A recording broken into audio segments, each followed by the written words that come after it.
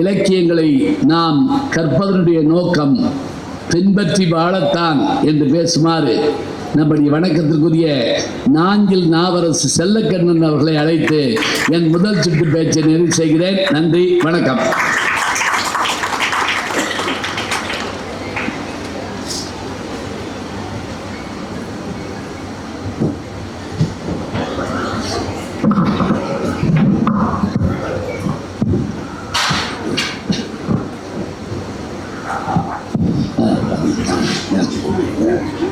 படிக நிறமும் இந்த புத்தகம் வந்துருச்சு. அதுவும் அற்புதமான புத்தகம். ஆயிஷா நடராஜன் அவர்கள் நம்ம இந்து தமிழ் திசை பத்திரிகையில் வாரந்தோறும் எழுதிட்டு வர்றாரு. அபூர்வமான வகுப்பறைகள் பற்றி எழுதுவார். அதே போல் புத்தக கண்காட்சிக்கு நான் யார் வர வேண்டும், முத்துகிருஷ்ணன், முத்துக்குமரி, ராணி குணசீலி 3 பேர் எழுதியிருக்காங்க. இந்த புத்தகங்கள் உங்களுக்கு தரப்படும். கேள்விகளுக்கு தயாராக இருங்க. புத்தகங்கள் தயாராக இருக்கு. ஒரே பதில 10 ஆள் சொல்லிட்டா அதுவும் தருவோம், கவலைப்படாதீங்க. நான் அப்படிலாம் கேட்க மாட்டேன், கடுமையான கேள்வி தான் கேட்பேன். ஐயா பேசுங்க. படிக நிறமும் பவள செவ்வாயும் கடிகமல் பூன் தாமரை போல் கையும் துடியிடையும் அல்லும் பகலும் அனவரதமும் துதித்தால் கல்லும் சொல்லாதோ கவி. மொழியால் உலகத் தமிழர்களை ஆட்சி செய்து வரக்கூடிய சொற்களை விற்பனை செய்பவர்கள் மத்தியில் மக்கள் இதயத்திலே சொற்களை விதைத்து வரக்கூடிய மிகச்சிறந்த தமிழறிஞரும் சமீபத்திலே லண்டன்ல வாழ்நாள் சாதனையாளர் விருது பெற்றிருக்கக்கூடிய எங்களுடைய வழிகாட்டியுமான ஐயா நடுவர் பெருந்தகை அவர்களே, இரு அணியிலும் வாதிடுவதற்காக வருகை வந்திருக்கக்கூடிய பேச்சாளர் பெருமக்களே, இந்த நல்ல நிகழ்வினை மிகச் சிறப்பாக ஏற்பாடு செய்திருக்கக்கூடிய தமிழகத்தின் முன்மாதிரி மாவட்டமாக புத்தக திருவிழாவினை நடாத்தி ஏற்பாடு செய்து கொண்டிருக்கக்கூடிய விருதுநகர் மாவட்ட ஆட்சித்தலைவர் உள்ளிட்ட அத்துணை பெருமக்களுக்கும் அடியனின் முதற்கண் அன்பு கலந்த வணக்கத்தை தெரிவித்துக் கொள்ளுகின்றேன். நல்ல சந்தோஷமா கைத்தட்டலாம் ஐயா, காசா பணமா, நல்ல உற்சாகமா இருக்கும் ஐயா. அந்த புத்தக திருவிழா நடத்துவதனுடைய நோக்கம் எதுவாக இருக்கும் என்பது நமக்கு தெரியும். இப்போ இதை பார்த்துட்டு அப்படியே ஒரு ஹாய் அப்படி சொல்லிட்டு போறதுக்காக அல்ல, அப்படிதானா? இப்போ கூட உண்மையிலே மனதை நெகிழ வைக்கக்கூடிய சம்பவங்கள்லாம் நாங்கள் பார்த்துட்டு வந்தோம். ரொம்ப ஆச்சரியமா இருந்து கடைசியா பார்க்கும்போது அதாவது இந்த குப்பைகளினுடைய வகைகளை பிரித்து தரமானது இது என்னென்ன தரம் அப்படின்னு பிரித்து போடுறதுக்காக அங்கே ஒரு குப்பை தொட்டி வச்சிருக்காங்க. இதுல அழகா ஒரு வாசகம் பொறிக்கப்பட்டிருக்கிறது. என் குப்பை என் பொறுப்பு, என் குப்பை என் பொறுப்பு, என் குப்பை என் பொறுப்பு. நான் ஒரு கேள்வி கேட்கிறேன் எதிரணியினரை பார்த்து, இதை நாம பின்பற்றணுமா, ஹாய் அப்படி சொல்லிட்டு போகணுமா? ஐயோ, ஏன் சத்தம் போட்டீங்க? சரி சரி, இல்லையா? இதை நம்ம பின்பற்றுதலை செய்யணும். ஆமா, அதுக்காக தான் ஏற்பாடு. அப்போ இலக்கியங்கள் நமக்கு அதாவது ஒரு கவிஞர் அழகாக சொல்வான், உன் முன் தலை கவிழ்ந்தேன், உன் முன் தலை கவிழ்ந்தேன், பலர் முன் தலை நிமிர்ந்தேன், நன்றி புத்தகம் அப்படின்னா. குனிஞ்சு படிச்சா நிமிர்ந்து வாழலாம், அவ்வளவுதான். அப்ப இதெல்லாம் நமக்கு இலக்கியவாதிகள் எல்லாம் வந்து போனவர்கள் அல்ல, இலக்கியவாதிகள் எல்லாம் வந்து போனவர்கள் அல்ல, தந்து போனவர்கள். நமக்கு அத்தனையும் தந்திருக்கிறார்கள். அதாவது வாழ்க்கையில நாம இப்படித்தான் நடக்க வேண்டும் என்று ஒரு மரபு சார்ந்த இயல்பு சார்ந்த ஒரு முறை இருக்கிறது. அந்த முறையை நாம் பின்பற்றலாம் தான் நாம் வாழ்க்கையில முன்னேற முடியும். இலக்கியம் அப்படின்னு சொன்னாலே ஐயா இலக்கு கூட்டல் ஈயம், நாம இதை பின்பற்றதான் செய்யணும். அதாவது நம்முடைய தமிழர் தந்தை சிபா ஆதித்தனார் அவர்கள் சட்டசபையில் முதல்ல அவருடைய உரையை தொடங்குகிற பொழுது ஒரு திருக்குறளை சொல்லிதான் தொடங்குவாரா. எப்பமெல்லாம் அவர் உரையை தொடங்குகிறாரோ அப்பொழுதெல்லாம் முதல்ல ஒரு திருக்குறளை சொல்லிதான் தொடங்குவார். இப்ப நான் 1330 குறள் படி நாம நடக்கணும் அப்படின்னு நான் சொல்லல, அது அத்தனையும் மனப்பாடம் செய்யணும் அப்படின்னு சொல்லல. 1330 குறளை நாம் படித்தமோ படிக்கலையோ, ஒரு குறள் படியாவது நாம் வாழ்ந்து காட்ட வேண்டும் என்பதுதான் என்னுடைய ஆசை. அவ்வளவுதான், அதுதான் நம்முடைய வாழ்க்கையின் இலக்காக இருக்கணும். அதுக்காகத்தான் நம்முடைய முன்னோர்கள் எல்லாம் நமக்கு தந்திருக்கிறாங்க. அதாவது பக்தி இலக்கியத்துக்கு நம்ம எடுத்தோம்னா கூட இப்ப பாருங்களேன், ஹரிச்சந்திரன் தன்னுடைய வாழ்நாள்ல நான் பொய் பேச மாட்டேன் என்கூடிய சத்தியம் விரதம் எடுத்தவன், அப்படிதானே? அந்த ஹரிச்சந்திரன் நாடகத்தை யார் பார்த்தா அப்படின்னா நம்முடைய பாரதினுடைய தந்தை அப்படின்னு சொல்லக்கூடிய அகிம்சையை உலகிற்கு தந்த மகாத்மா காந்தியடிகள் அந்த நாடகத்தை பார்க்கிறார். ரெண்டு நாடகம் பார்த்தாரு. அதுல ஒண்ணு ஹரிச்சந்திரா, இன்னொன்னு என்ன, ஒரு புத்தகம் ரெடியா இருக்கு. யாரு சொன்னா? நான் சொல்லிடலாம் ஐயா? இல்ல, சரி சொல்லியிருந்தாங்கன்னா சரி சொல்லிருக்கீங்க. சிரவணன் சரியா சொல்றீங்க. முடிஞ்ச உடனே பாக்கலாம்யா. சரவணன் இல்ல, ஞாபகம் வச்சுக்கங்க. நீங்க வாட்டுக்கு புதுக்கோட்டை சரவணன் நினைச்சிட்டு போயிருங்க. சிரவணன். இந்த இரண்டு நாடகத்தை பார்த்தார். அவருடைய வாழ்நாள்ல நான் போய் பேச மாட்டேன் அப்படின்னு சொல்லி அவர் வாழ்நாள் முழுக்க அதை கடைபிடிச்சார். இன்னொன்னு, அவரை பின்பற்றி வாழ்ந்தார்கள் மிக முக்கியமாக இரண்டு பேர். சவுத் ஆப்பிரிக்காவில், தென்னாப்பிரிக்காவில் மிகப்பெரிய ஒரு மனிதர் அப்படின்னு சொல்லக்கூடிய அளவில் இருந்த வாழ்ந்த நெல்சன் மண்டேலா அவர்கள். அவருக்கு நோபல் பரிசு கிடைத்தது. மகாத்மா காந்தி அடிகளை பின்பற்றி வாழ்ந்தவருக்கு நோபல் பரிசு கிடைத்தது. அந்த நெல்சன் மண்டேலா கேட்கிறாங்க, 27 ஆண்டுகள் அவர் சிறையில போட்டிருக்காங்க. அப்போ ஒரு கேள்வி கேட்கிறாங்க, உங்களுக்கு என்ன சலுகை வேணும்? அவர் கேட்டாரு, எனக்கு எந்த சலுகையை நீங்க தந்தீங்களோ தரவில்லையோ, 27 ஆண்டுகளும் அதாவது சிறையில புத்தகம் வாசிப்பதற்கு எனக்கு அந்த சலுகை மட்டும் போதும் அப்படின்னு சொன்னார்னா அவருக்கு நோபல் பரிசு கிடைத்தது. மகாத்மா காந்தியடிகளை பின்பற்றியது. இன்னொன்னு தெரிஞ்சுக்கங்க, மார்ட்டின் லூதர் கிங் அவர்களுக்கும் நோபல் பரிசு கிடைத்தது. இவங்க இரண்டு பேருமே மகாத்மா காந்தியடிகளை பின்பற்றி வாழ்ந்தவர்கள். இன்னொன்னு சொல்றேன் கேட்டுக்குங்க, வாழ்க்கையில அம்மாவுக்கு ஒரு சத்தியம் செய்து கொடுத்தா அதை கடைசி வரைக்கும் காப்பாற்றணும் அப்படிங்கக்கூடிய வாழ்க்கையை வாழ்ந்து காட்டுவது மகாத்மா காந்தியடிகள். அவங்க அம்மா சொல்றாங்க, சவுத் ஆப்பிரிக்கா போறது சரி, ஆனா 3 விஷயங்கள் செய்யக்கூடாது வாழ்நாள்ல: மது, மாது, மாமிசம். மது, மாது, மாமிசம், இந்த 3 தான் அதிகமாக அங்க கிடைக்கும் அவர் போகக்கூடிய நாட்டில். ஆனால் தன்னுடைய வாழ்நாள் அவங்க அம்மாவுக்கு செய்து கொடுத்த சத்தியத்தின்படி கடைசி வரைக்கும் வாழ்ந்து காட்டினார் அப்படின்னு சொன்னா, இன்னைக்கும் அவரை பின்பற்றி பல பேர், பல லட்சம் பேர் வாழ்றாங்க. அப்படின்னா பின்பற்றி வாழ்வதற்காகத்தான் எனக்கு இலக்கியங்கள் படைக்கப்பட்டிருக்கு. காந்திக்கு நோபல் பரிசு கிடைக்கலைங்க, ஆனா காந்தியை பின்பற்றினவங்களுக்கு நோபல் பரிசு கிடைச்சிருக்கு. இப்ப வேணுமா வேணாமா? ஐயா, அவ்வை சொல்றாங்க அழகான ஒரு வரி. இப்ப கற்றது கைமண் அளவுங்கிறது நம்ம எல்லாருமே ஒரு வரி தெரியும் நமக்கு. வாழ்க்கையில நாம எப்படி இருக்கணுமா அப்படின்னா, நிறைய படிச்சிட்டோம் அப்படிங்கக்கூடிய ஒரு ஆணவம் நமக்கு வந்துவிடக் கூடாதா?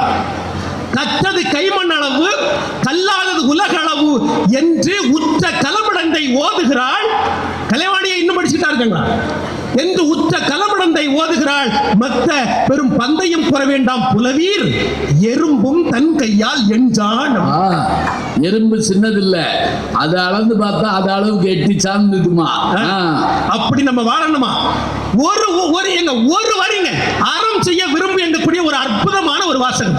இது நம்முடைய வாழ்க்கையில கடைபிடிக்கணும். விரும்பு, இதுவும் நம்மளால முடியாது. அதாவது நடுவர் அவர்களே, யாருக்கேனும் நம்ம ஏதாவது கொடுத்தோன்னு வச்சுக்கங்களேன், அதுல கிடைக்கக்கூடிய நிறைவும் மன மகிழ்ச்சியும் வேற எதுலையுமே கிடைக்காது. அவ்வை சொல்றா, நீ விரும்புடா. திரைக்கவிஞன் கூட சொல்லுவாங்க இல்லையா, அறம் செய்ய விரும்பு என்றால் அவ்வை தர்மம் செய்யுங்கள், அன்பே தெய்வம் என்றார் பெரியோர் அன்புடன் வாழுங்கள், யாரும் தீமை செய்தாலும் நீங்கள் நன்மை செய்யுங்கள், யாரும் பொய்யே சொன்னாலும் நீங்கள் மெய்யே சொல்லுங்கள், நேர்மையாய் வாழ்வதில் தோல்வியே இல்லையே தங்கங்களே, நாளை தலைவர்களே, நம் தாயும் மொழியும் கண்கள் சிங்கங்களே, வாழும் தெய்வங்களே, நம் தேசம் காப்பவர் நீங்கள், நம் தாத்தா காந்தி மாமா நேரு தேடிய செல்வங்கள், பள்ளி சாலை தந்தவன் ஏழை தலைவனை தினமும் எண்ணுங்கள். யார் அவரே? பெருந்தலைவர் காமராஜர் அவர்கள். அவரே மாதிரி நம்ம வாழணுமா வாழ வேண்டாமா? கொஞ்சம் நினைச்சு பாருங்க. இன்னைக்கு விருதுநகர் இப்படி இருக்கு அப்படின்னு சொன்னா, இன்னைக்கு உலகம் முழுக்க அவருடைய பெயர் இருக்கு அப்படின்னு சொன்னா, ஒரு தகவல் சொல்றேன் கேட்டுங்க. எல்லாருக்கும் தெரிஞ்ச தகவலா கூட இருக்கலாம். அதாவது ஐயா நடுவர் அவர்களே, அந்த காலத்துல பெரியார் இருக்கார் இல்லையா, அவரோடு நின்று நம்ம ஒரு போட்டோ எடுக்கணும் அப்படின்னா 2 ரூபா கொடுக்கணும். 2 ரூபா கொடுக்கணும். 1 ரூபா. ஒரு குழந்தைக்கு ஒரு பெயர் வைக்கணும்னால அதே கொடுக்கணும். 1 ரூபா வாங்கிடுவார். அவரோட போட்டோ எடுக்கணும்னா 1 ரூபா கொடுத்தாதான் எடுக்க விடுவாரு. ஏன்னா ஒரு ஏதாவது ஒண்ணு நீ கொடுத்துட்டு போ, ஒரு கட்சிக்கோ நல்லதுக்கோ, நான் நல்லது செய்வேன். அதே மாதிரி குழந்தைக்கு பெயர் வைக்கணும்னால அப்படித்தான். உடனே அப்போ அவருடைய பிறந்த நாள் விழா சென்னையில் நடக்குது. அவருடைய தொண்டன் ஒருவன் ஒரு கை குழந்தை, அவருடைய குழந்தையை எடுத்துட்டு போய், ஐயா என் பிள்ளைக்கு பேர் வைக்கணும் அப்படின்னு சொல்லி ரூபாயை கொடுத்தாரா. உடனே அவர் பெரியவர் அதை வாங்கிட்டு, தம்பி நல்ல பேரா வைக்கணும் அப்படின்னா இன்னும் ஒரு 1 ரூபா கொடு அப்படின்னு சொல்லிட்டு, ஒரு விஷயம் நம்ம தெரிஞ்சுக்கணும். பெருந்தலைவர் அவர்களுக்கும் பெரியார் அவர்களுக்கும் கொள்கை வேறுபாடு, கருத்து வேறுபாடு தான். 2 பேரும் ஒரே கொள்கையை சார்ந்தவர்கள் இல்லை. அவர் அந்த ரூபாயை வாங்கிட்டு என்ன பேர் வச்சாராம் தெரியுமா? காமராஜர் அப்படின்னு பேர் வச்சாரா. இந்த வாழ்க்கை நாம் கற்றுக்கொள்ள வேண்டிய நிறைய இருக்கிறது. இதை நாம் பின்பற்ற வேண்டுமா? ஒண்ணும் இல்லையா நடுவர் அவர்களே, இன்னைக்கு இருக்கக்கூடிய தலைமுறை பாருங்க, நமக்கு எல்லாருக்குமே தெரியும், நம்ம நாட்டில் இன்னைக்கு நிறைய விரும்பத்தகாத சம்பவங்கள் அத்தனையும் நடக்குது. அப்படின்னா இதை நம்ம ரொம்ப ஈஸியா இலக்கியங்களை எடுத்துட்டு போறதுனால வந்த பிரச்சனை தானே. பிள்ளைங்களுக்கு சின்ன வயதிலே நாம எதையெல்லாம் சொல்லிக் கொடுக்கணுமோ, பிள்ளைங்க எதெல்லாம் பின்பற்றணுமோ அதெல்லாம் செய்த அந்த பிரச்சனை எல்லாம் வருமா நினைச்சு பாருங்களேன். ஒவ்வொரு விஷயங்களையும், அதாவது இன்னைக்கு இருக்கக்கூடிய சூழ்நிலை நடுவர்களே, சின்ன பிள்ளைங்கள்ல இருந்து பெரியவங்க வர எதை நோக்கி போயிட்டு இருக்கோம் அப்படின்னா, இதயம் சார்ந்த வாழ்க்கை அல்ல, இணையம் சார்ந்த வாழ்க்கைக்கு இன்னைக்கு போயிட்டோம். இணையம் இதே இல்ல. அதனால என்ன ஆகி போச்சு அப்படின்னா, உறவை பற்றிய மகிமை பெருமை நமக்கு தெரியல, ஆனா பெரியவங்க நமக்கு சொல்லி கொடுத்துருக்காங்க எப்படி வாழணும் அப்படின்னு சொல்லி. ஒரு இடத்துல மரியாதை இல்லை அப்படின்னு சொன்னா நம்ம அங்க போக கூடாது அப்படின்னு சொல்லிருக்காங்க.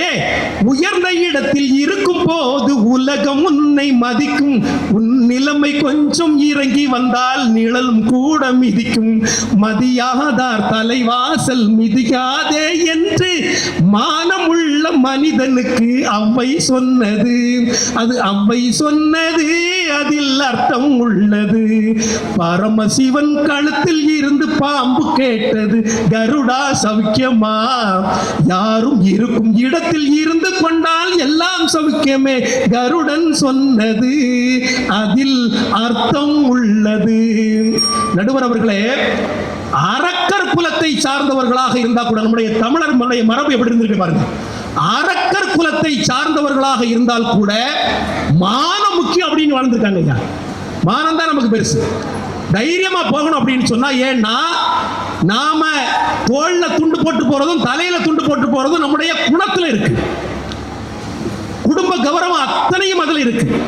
அப்ப அந்த மானம், ஏன் அரக்கராக இருந்தா கூட மானம் பெருசு அப்படின்னு சொல்லி நமக்கு கம்பராமாயணம் சொல்லுது. கம்பராமாயணத்துல பாருங்க, கம்பராமாயணத்தை நம்ம எடுத்துட்டோம் அப்படின்னா, ஓர் வில், ஓர் சொல், ஓர் இல், இது நமக்கு வேணுமா வேண்டாமா? இதை பின்பற்றணும் இல்லையா? இன்னொன்னு பாருங்களேன், எப்படி ஓர் இல், ஓர் இல், ஓர் வில், ஓர் சொல், இதோட சேர்த்து ஓர் செல். இப்ப இது ரொம்ப நல்லா இருக்கு. இதான் முக்கியமா. ஐயா, கும்பகர்ணன் மிகப்பெரிய ஒரு போர் வீரன். ஆனா அவன் இருக்கிற இடம் வேறதான், அரக்கர் குலம் தான். ஆனா அவனுக்கே மானம் பெருசு அப்படின்னு தோணிருக்கியா? அதாவது சுக்கிரீவனுடைய செயல்னால அவனுடைய முகம் எல்லாம் அங்கீனம் ஆயிடுச்சு, மூக்கெல்லாம் ஒரு மாதிரி ஆயிடுச்சு, ஒரு மாதிரி வருது, ரத்தம் எல்லாம் வடிஞ்சிட்டு இருக்கு, குறை உடம்பு ஆயிடுச்சு. இதோடு இவன் போனா அப்படின்னு சொன்னா பல பேர் கேலி பேசுவாங்க, இவன் ஒரு வீரனா. ஏன்னா புறமுதுகிட்டு ஓடினாலே அவன் வீரன் இல்லை அப்படின்னு நம்ம சொல்லக்கூடிய தமிழ் சமூகம். இதெல்லாம் சரி கிடையாது, நம்மளை கேலி பேசுவாங்க, தேவர்களை மதிக்க மாட்டாங்க, அமரர்கள் நம்மளை கிண்டல் பண்ணுவாங்க அப்படின்னு சொல்லிட்டு அவன் சொல்றான் ராமபிரான்ட்ட பார்த்து, எதிராளி தான், அழிவு வந்தா கூட நல்லவங்கிட்ட இருந்து வரணும் அப்படின்னு விரும்புறாங்க.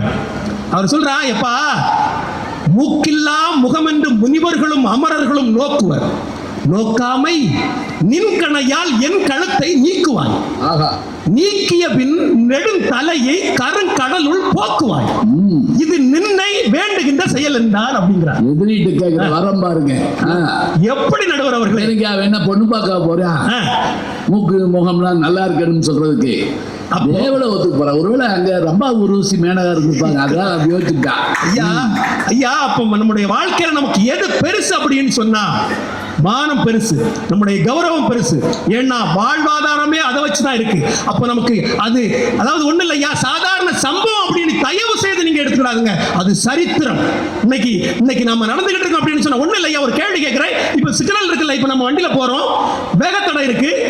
வேகத்தடைய மதிச்சா மட்டும் பின்பற்றினா மட்டும்தான் நம்ம விபத்துல இருந்து பாதுகாக்க முடியும். சிக்னல் இருக்குல்ல, இப்போ போக்குவரத்து அடையாள குறியீடுகள் இருக்கு. நேரா போகணும் அப்படின்னு சொன்னா ஒரு அடையாளம், ரைட்ல போகணும் அப்படின்னா இன்னொரு அடையாளம், அப்புறமா இந்த பக்கம் போனா இன்னொரு அடையாளம். இதை நாம படிச்சுட்டு பேசாம பின்பற்றாம போனா என்ன ஆகும்? இடத்துக்கு போய் சேர முடியுமா? போக முடியாது. அது விபத்துல தான் முடியும். அதனால அது என்ன, நம்ம அதை பின்பற்றி போனாதான் பாதுகாப்பாக இடத்திற்கு போய் சேர முடியும். அதுபோல் இலக்கியத்தை நாம் பின்பற்றி வாழ்ந்தால் மட்டும்தான் நம்முடைய வாழ்க்கையிலே நம்முடைய இலக்கினை அடைய முடியும். அதனால தான் ஒன்னு சொல்லி முடிச்சிடறேன். அதாவது மகாத்மா காந்தியடிகள்கிட்ட கேட்கிறாங்க, நீங்க ஒன்னு எழுதி கொடுங்க, தமிழ்ல உங்களுக்கு பிடித்த விஷயத்தை ஒன்னு எழுதி கொடுங்க. அவர் வாழ்க்கையை பற்றி ஒன்னு சொல்றாருங்க, நம்ம இலக்கியத்தில் உள்ளது. நீரில் குமிழி இளமை, நிறை செல்வம், நீரில் சுருட்டும் நெடுந்திரைகள். அலை நீரில் எழுத்தாகும் யாக்கை. அப்படி எழுதி மோகன்தாஸ் கரம்சந்த் காந்தி அப்படின்னு கையெழுத்து போட்டு கொடுக்கிறார் அப்படின்னு சொன்னா, நம்முடைய இலக்கியங்கள் இதை நாம் படிப்பதனுடைய முழு நோக்கமே இதை பின்பற்றி வாழ்வதற்கே என்று சொல்லி வாய்ப்பளித்த அத்தனை பெருமக்களுக்கு நன்றி பாராட்டி விடைபெறுகின்ற நன்றி. வணக்கம் ஐயா. பாருங்க, இவர் பேசுறப்ப எத்தனை இலக்கியத்தை சொல்றாரு. இத்தனை இலக்கியத்தையும் அவர் சொல்றதா இருந்தா படிச்சு தொகுத்து எழுதி மனசுக்குள்ள ஏற்றி சொல்லணும். அவர் சொன்னாரு, காந்தியடிகள் 2 நாடகம் பார்த்தாருன்னு சொன்னாரு. அவர் ஒரு சினிமா பார்த்தாரு. யாருக்கா தெரியுமா? காந்தியடிகள் ஒரே ஒரு சினிமா பார்த்தாரு, அருமை, சம்பூர்ண ராமாயணம். சம்பூர்ண ராமாயணம் தமிழ்ல, வடமொழியில ராமராஜ்யா, வடமொழியில ஹிந்தியில ராமராஜ்யா. சொன்னவர் யார்? அதே ஆள் தானா? எங்க இருக்கார்? காண ஆளே கடம் அசரியா இல்லை, அங்க இருக்காரா? அந்த இருக்க. சரி ஐயா, புத்தகம் வாங்கிட்டு போக போறப்ப ராமராஜ்யா என்கின்ற அந்த ஒரு படம் தான் வாழ்க்கையில பார்த்தாருங்க.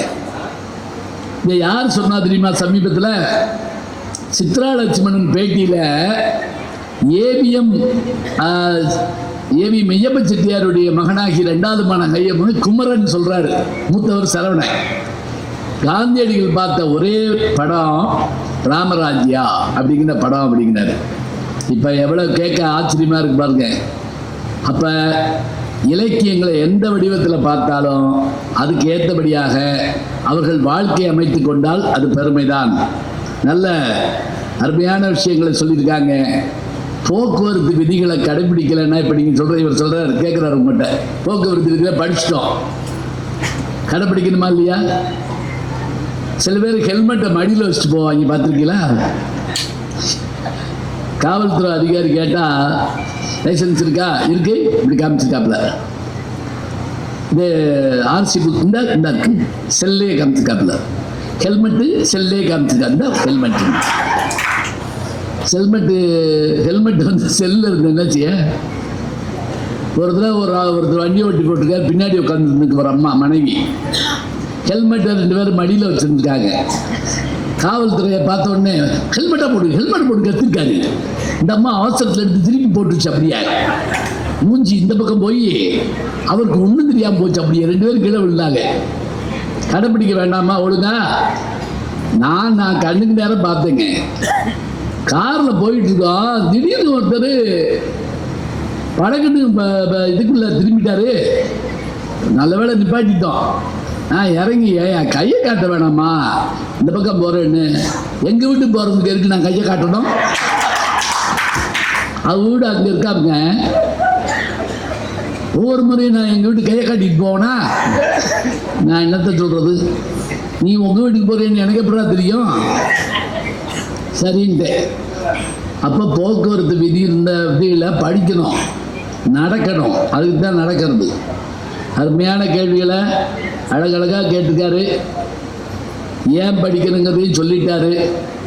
நமக்கு என்னமோ பின்பற்றி வாழ்னா நல்லதுன்னு தோணுது. இவங்களும் வந்துட்டாங்க, வேற என்ன பண்ணுறது? இன்புற்று மகள முடியுமா அப்படிங்கிறத பேச இதோ நம்முடைய பேராசிரியர் ஐயா தினேஷ் அவர்கள் வருகிறார். வாங்க.